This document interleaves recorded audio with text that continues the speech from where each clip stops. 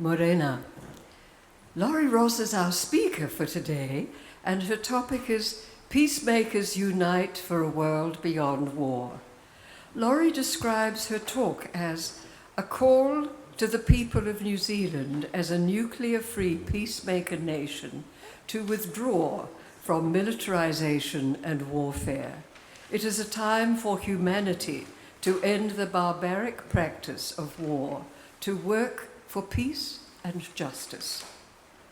Love is the foundation of our Unitarian fellowship, and the quest for truth leads to liberating our minds from warfare doctrines threatening destruction of life on earth.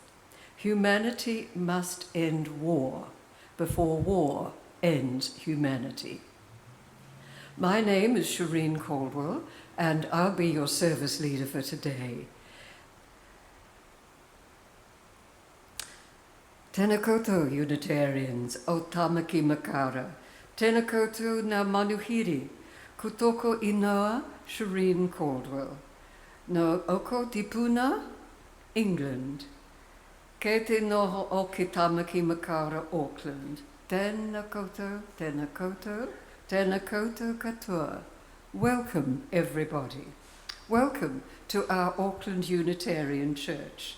Welcome all fellow church members and visitors. Welcome if you join us via Zoom or physically present in the church building, where Auckland Unitarians have gathered for more than 122 years. Welcome to people who may be joining us online. And welcome to people who may view the service at a later date. All services are available on our website. If you are a first-time visitor, thrice welcome. And thank you for choosing to share this time with us in our free and responsible search for meaning. For those who join us in the physical church, please join us for tea and coffee after the service. It is our sacrament of hospitality. As I said, my name is Shirin Caldwell. I joined the church about 1981. It's lost in the mists of time. I can't quite remember. But it has been my sanctuary for over 40 years. Our speaker today is Laurie Ross, who has been connected with our church for many years. Laurie once ran Dances for Universal Peace in the church, which I and many other Unitarians attended, and I will introduce Laurie a little later on. Our opening words are adapted from the Reverend Shannon Wiley, a Unitarian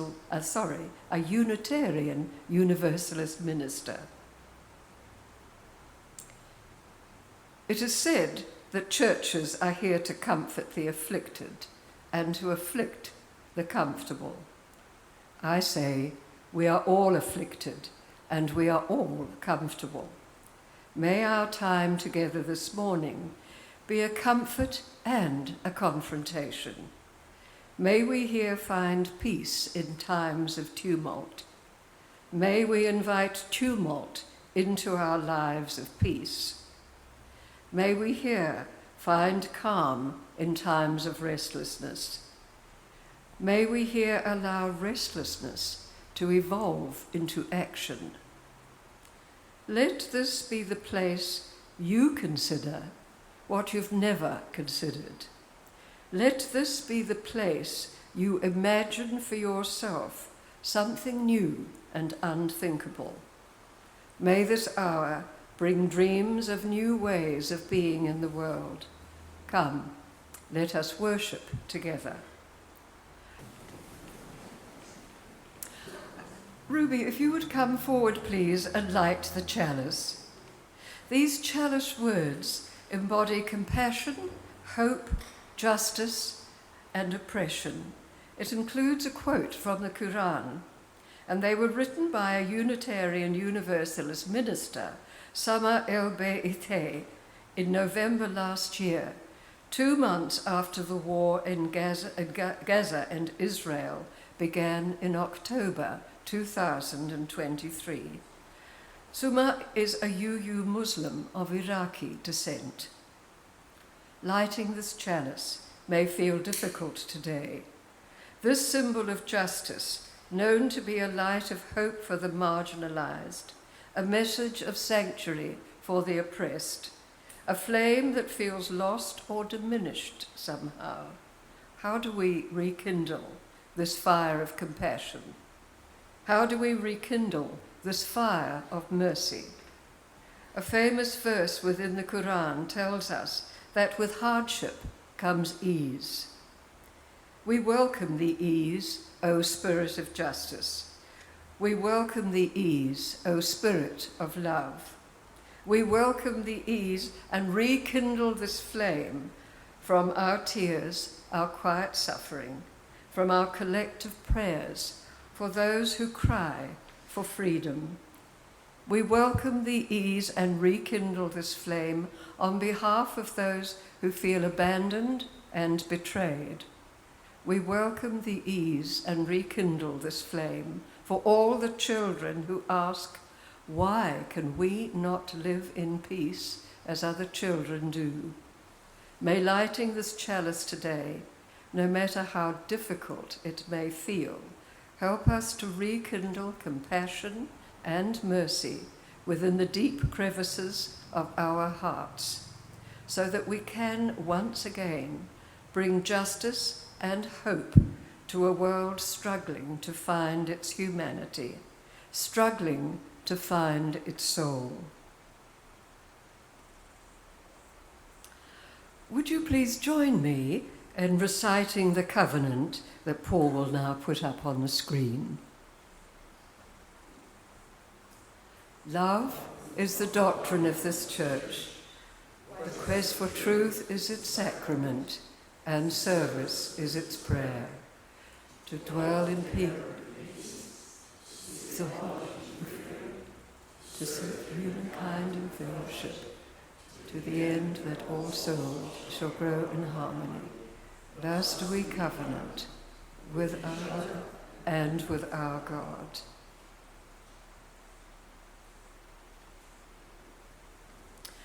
The reading for this morning is Let Us Talk About Peace. Let us talk about peace for better life. Let us talk about peace for our happiness. Let us talk about peace in our common good. Let us talk about peace for peaceful life on earth. Let us talk about peace so there is no communal frenzy. Let us talk about peace so that we may cherish our smile. Let us talk about peace for achieving peace in society. Let us talk about peace for achieving peace in the country. Let us talk about peace to prevent destruction in the world. Let us talk about peace so that no mother or father loses their son in the war. Let us talk about peace so that no child becomes an orphan. Let us talk about peace so that no daughter becomes a widow. Let us talk about peace so that there is no third world war on earth. Let us talk about peace to avoid the horror of Hiroshima and Nagasaki. Let us talk about peace to eradicate poverty from the face of the earth.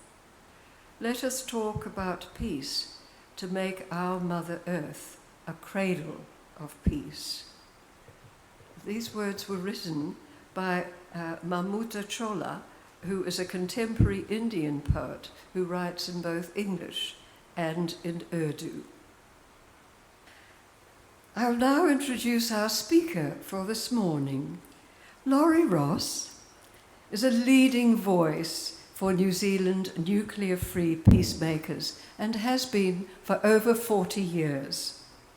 She writes defence and foreign policy submissions and has organised hundreds of community events to nurture a culture for peace based on human rights, social justice, and the abolition of war.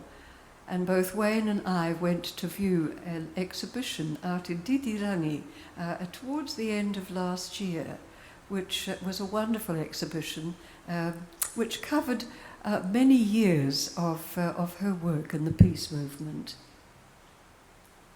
So it's my great pleasure to welcome Laurie Ross now to speak to us on the topic of peace in our time. Laurie.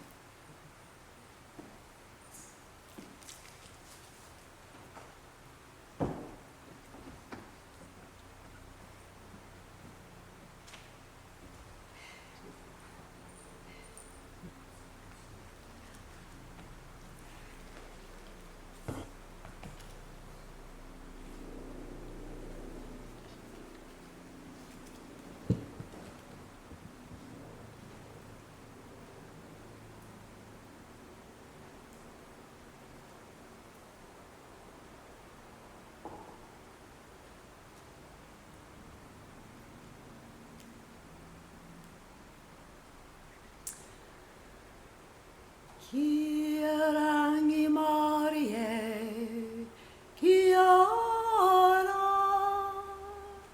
Kia rangi Marie, kia ora. Peace be with you, you the people of Nuclear Free New Zealand Aotearoa, the Blessed Isles, in the far south of the Pacific Ocean, the land of kararu, peace doves, and giant kauri trees. The tangata whanua marui, and the 5 million people of every ethnicity and vibrant political, social, and cultural diversity. However, we share a common sense of unity around our higher values about the kind of peaceful, multicultural society we want to create together for ourselves and for humanity as a whole, in harmony with the natural world. We are the Kaitiaki, the guardians of this land, this people, and the whole earth, Papa Tuanuku. Today, we are facing major existential threats to our beloved Earth, from climate crisis, biodiversity destruction, pollution of the rivers, the oceans, the soil, the air, and outer space. However, the greatest and most immediate threat is still nuclear war and annihilation of civilization. The doomsday clock in the Bulletin of the Atomic Scientists states that the world is 90 seconds to midnight, which means nuclear holocaust Armageddon. Yet there are still 12,000 nuclear weapons held by 9 countries. Detonation of only 100 nuclear bombs in a couple of hours would be sufficient to kill us all, to kill, incinerate, and poison billions of people, and billions more would die slowly from radiation sickness and starve in a nuclear winter. The great scientist Albert Einstein, who helped create the nuclear bomb and witnessed the horror of Hiroshima in 1945, said, "A new kind of thinking is essential if mankind is to survive." He realized that science and technology will not save us. He says, the destiny of civilized humanity depends more than ever on the moral forces it is capable of generating. Without ethical culture, there is no salvation for humanity. Each government is free to choose to reject the nuclear deterrence defense doctrines. Nations can proceed to disarmament as promised in 1970, right up to the present day, in the Nuclear Non-Proliferation Treaty, Article 6. Yet governments still refuse to relinquish weapons of mass destruction. The nuclear scientist Oppenheimer said, "The people of this world must unite, or they will perish." Thankfully, millions of us people have worked for the last 70 years to abolish nuclear weapons. Perhaps the most notable success is the UN Treaty for the Prohibition of Nuclear Weapons, agreed to by 122 nations in the 7th of July 2017, which became international law in January of 2021, when 50 ratifications were received. This is a great victory for humanity. And it was due to non-government organizations, we the people, organizing ourselves in the ICAN, the ICAN, the International Campaign to Abolish Nuclear Weapons. It took over 10 years to complete that process, which is really, you could say, still only the halfway point. But there are greater problems that we must address, and that is state-institutionalized warfare. The platform for nuclear war and weapons is conventional warfare ideology and grotesque budgets of billions of dollars for every form of mass murder, high-tech weaponry. So the question is, ladies and gentlemen, is humanity doomed to perpetuate warfare, killing, unbearable suffering ad infinitum, and human extinction? Or, as great philosopher, anti-nuclear and anti-war advocate Lord Bertrand Russell said, "Neither misery nor folly seems to me the inevitable lot of man. I am convinced that intelligence, patience, and eloquence can, sooner or later, lead the human race out of its self-imposed tortures."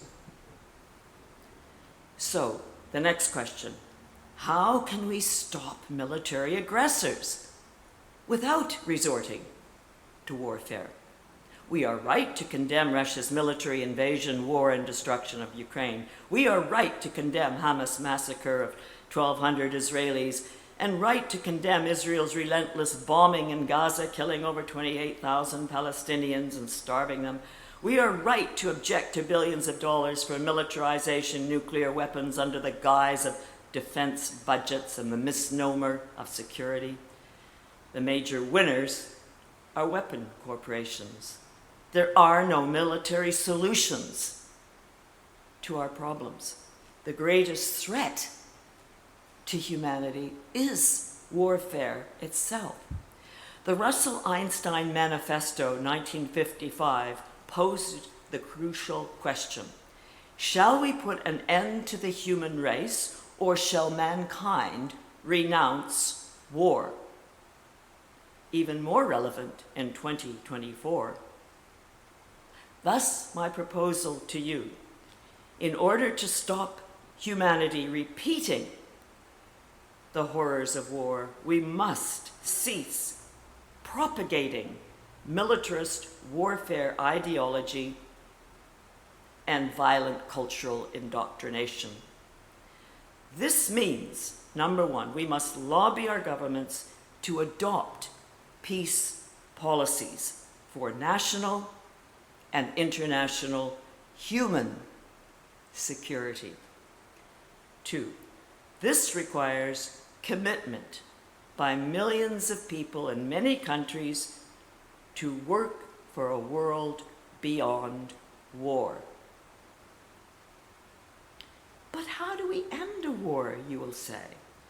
Definition of war: when one group nation violently attacks another, who then violently defends itself in extended military operations of mass murder and destruction over time.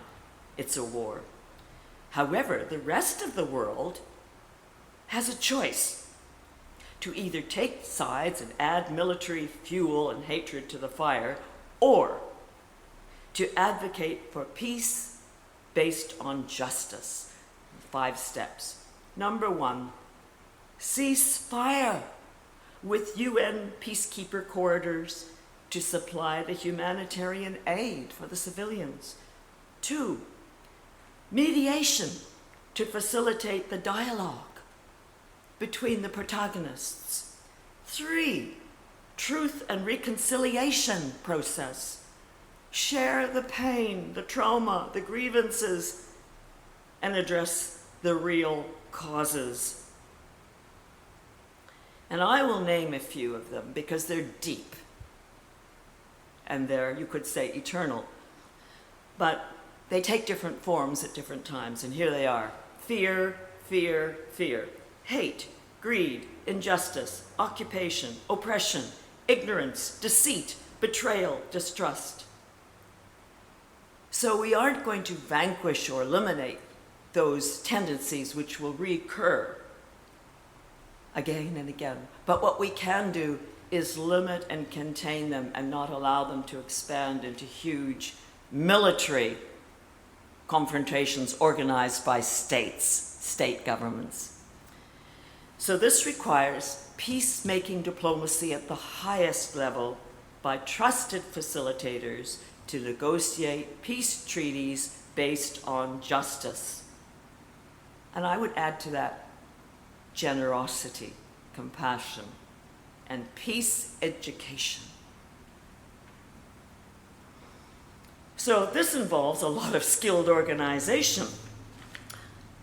And as our friend Dr. Martin Luther King said, those who love peace must learn to organize themselves as effectively as those who love war.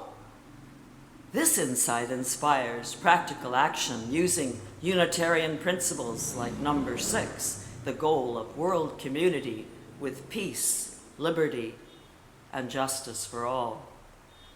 We have our ethical platform for peacemakers and peace workers to unite for a world beyond war, for us to pursue the human right and freedom from state-organized warfare. Our Unitarian Vakapapa history of peace activism is cause for hope to end the abomination of war. Our Unitarian Reverend Clay Nelson presented a sermon in 2015 on conscientious objectors honoring those who have fought for peace. Our Auckland Unitarian historian Wayne Facer has written books documenting our New Zealand peace history through the lives of Reverend William Jelly in A Vision Splendid and Norman Murray Bell in Prophet at the Gate.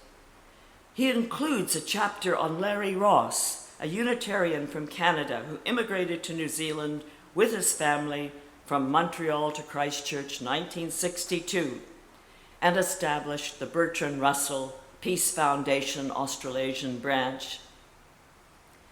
Ross was also the secretary-founder of the New Zealand Nuclear Free Zone Committee and Peacemaking Association, 1981 to 2007, and his work is continued to this day. The New Zealand Nuclear Free Zone campaign achieved the goal in 1984 after only 3 years of intensive public education, media publicity, and political lobbying. A plethora of new community peace groups succeeded in 96 local councils, declaring nuclear-free zones covering 65% of the population of New Zealand. The Labour Party government was elected into power on this peace policy platform in 1984 due to well-organized peace public pressure. The campaign achieved 105 local zones declaring nuclear-free, 72% of the population by 1987.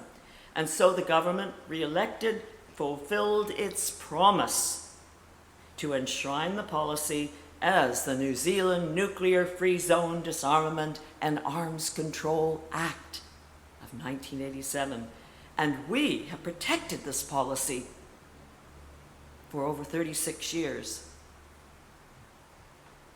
But now we must move forward and develop our peacemaking defense and foreign policy and our role in the international community of nations as a peacemaker.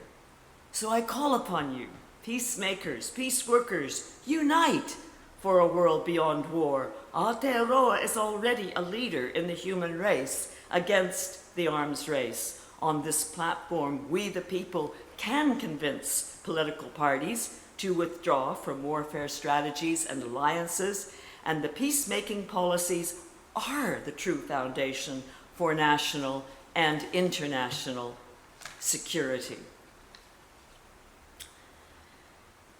The Drivers for Peace in the UNESCO Constitution says, since wars begin in the minds of men, and it is in the minds of men and women, that the defenses of peace must be constructed. So this brings us back to the core of peace education and peace culture, such as we are cultivating in this fellowship. And people would say, but how do we spread it to the whole country or to the whole world? I say, it's not that difficult. Look what we've done with Māori culture over the last 10, 20 years, raising it from obscurity or from being marginalized to being mainstream, to being equal, to being dominant. Māori culture, we love it. It just requires billions of dollars put into that kind of cultural program and indoctrination. But that's the kind we want, and we want it to be so beautiful, so good, and so popular that everyone wants to do it and have it. So I'll just mention a couple of our great New Zealand Nuclear Free international peacemaker leaders. Alan Ware is number one, I think, in this on the world stage. And he has devoted his whole lifetime, right from the 80s through to the present day, to nuclear disarmament. And he shares Gandhi's vision of a world federation of free nations for prevention of aggression and exploitation by one nation over another. Alan Ware is championing a new campaign, Law, Not War, for achieving justice, abolition of nuclear weapons, and ending state warfare. Now, this can be done through international law and humanitarian law, which are already established. Cases of violation can be taken to the International Court of Justice and International Criminal Court, although legal rulings may not yet be enforceable or adhered to. They do provide us with the highest level of legal jurisdiction and moral values in the global public domain. And this is underlying, or shall we say overarching, the United Nations Charter, which unites humanity on peace principles since 1945, determined to save succeeding generations from the scourge of war. And the UN Declaration for Human Rights, 1948, is the mandate for justice and freedom for all people of every race, religion, creed, and country. 194 member states are also committed in principle to the UN 17 Sustainable Development Goals for all people to have food, water, healthcare, sanitation, housing, education, protection from poverty, violence, and war. The SDGs also call for environmental protection of rivers and seas, replenishing the soil, replanting the trees, and renewable energy to reduce the climate devastation. SDG number 16, Peace, Justice, and Security, was expanded by UN Secretary General Antonio Guterres in Securing Our Common Future and Agenda for Disarmament. In order to fulfill the SDGs, nations must proceed with disarmament, demilitarization, and redirection of military spending for social and environmental well-being. I draw your attention to another great peace leader, Daisaku Ikeda, president of the Soka Gakkai Buddhist Humanist Organization, over 58 years, who died in 2023, Ikeda calls for a peaceful revolution. He calls it an inner revolution of the individual, which is essential along with the outer revolution to end militarism and warfare by peaceful means. In conclusion, I offer you World Beyond War as a non-government organization at the cutting edge of international civil society, using well-reasoned argument to overcome warfare doctrines. It is led by David Swanson, an American who dedicates his life to serving humanity for abolishing warfare that plagues the planet. He provides us with practical guidelines to do this in his book, A Global Security System, an Alternative to War. I recommend it as the focus for a study group, a public advocacy group in this Unitarian Fellowship and beyond. I am committed to New Zealand Nuclear Free Peacemakers and invite people to join me in this peace work rooted in the soul soil of Aroha Nui, this philosophical, spiritual foundation of Unitarians. Love is the doctrine of this church, and the quest for truth, its sacrament. Let us carry on this intellectual labor of love as the peacemakers united for a world beyond war. Tēnā koutou, tēnā koutou, tēnā koutou katoa. Thank you.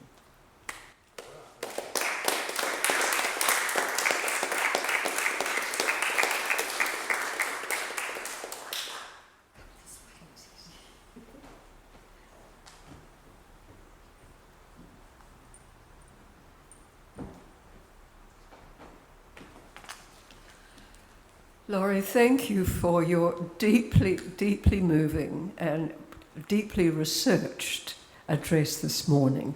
I'm feeling quite choked up with hearing your the depth of your research and your passion for peace. Because there was such a lot of information there, people. It will be available on our website later in the week. Paul, you will put it up at some time, yes. Thank you from the bottom of our hearts.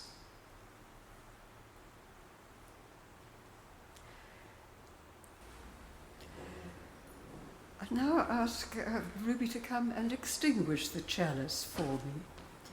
Please join us now in reciting the words that will be on the screen.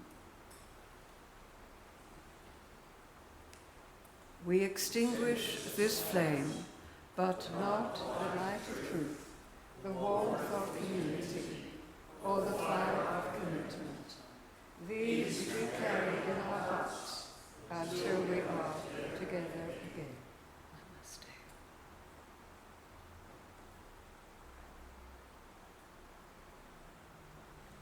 Our closing words are wherever we are, love is. And they're by Deborah Hafner, who is a Unitarian Universalist minister. As we enter another week of uncertainty in the world, let us remember that there is only one side, the side of humanity and planet Earth. May we pray for peace. May we raise our voices with our elected officials and engage as we can in acts of resistance. And may we remember to take very good care of ourselves, each other, and those we love. Well, now it's your turn. So we now break into small groups and we discuss the topic that will be up on the screen very soon. And I'd ask you just to, after the discussion, just one person in the group to offer to just give a précis of what were the issues that were discussed in your group. We'll have a discussion group for about 15 to 20 minutes. We'll see how we go. And we'll also, have we got people online? Good, excellent. So we'll alternate between the church and the online discussion groups for feedback. So could I ask you now to go into groups of, say, 4 or 5? And there is the question on the screen.